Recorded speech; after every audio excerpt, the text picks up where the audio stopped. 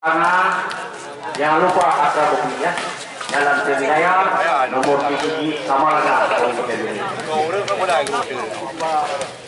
Ya saudara-saudara sekalian, apa yang kita mulpa kita berdasarkan meja persia dan kultur daerah. Sedangkan Olimpik sudah sini meja persia ataupun selatan ini dengan kultur hitam maupun putih dan lesnya kepala-kepalaan. Sedangkan Molba dengan kultur yang merah, maupun putih dengan lesnya hitam dan kuning kita lah ya. Inilah dia pemain Molba yang berasal dari Mesir. Nampaknya kita lihat hari ini Yani ya, katanya hadir di bawah bendera Olimpik. Umar P yang sebentar lagi juga akan kami perkenalkan nama-nama pemain yang akan diturunkan yang pertama kepada dua tim manajer untuk segera menyerahkan susunan pemain ke meja persia.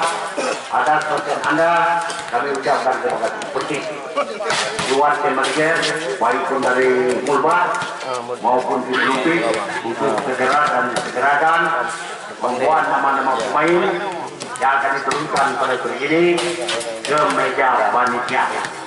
Harap maklum dan dimaklumi. Wasit bawah sudah menunjukkan pulih pertanda pertandingan segera dimulai.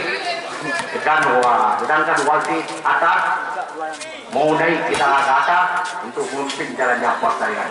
Kedua-duanya berasal dari sana.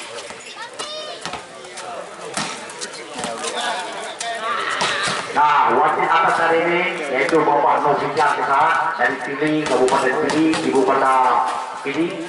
Sedangkan wasit bawah adalah Bapak Hedi ya, yang sudah Anda kenal juga berasal dari Pili ya, yang akan memimpin jalannya pertandingan pada sore hari ini ya, pada sore hari ini.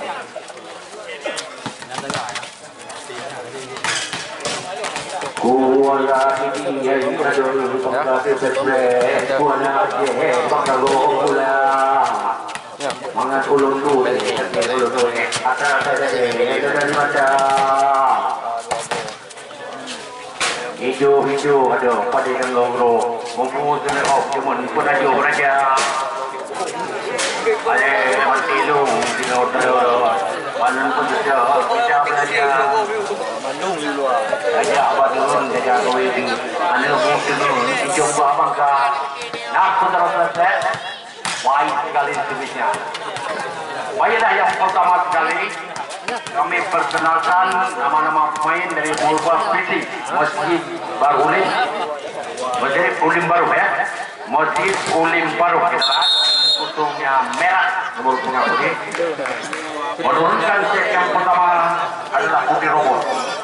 Kenalkan Anda dengan Putih Robot, nomor kutungnya 10. Majid nomor kutungnya 9.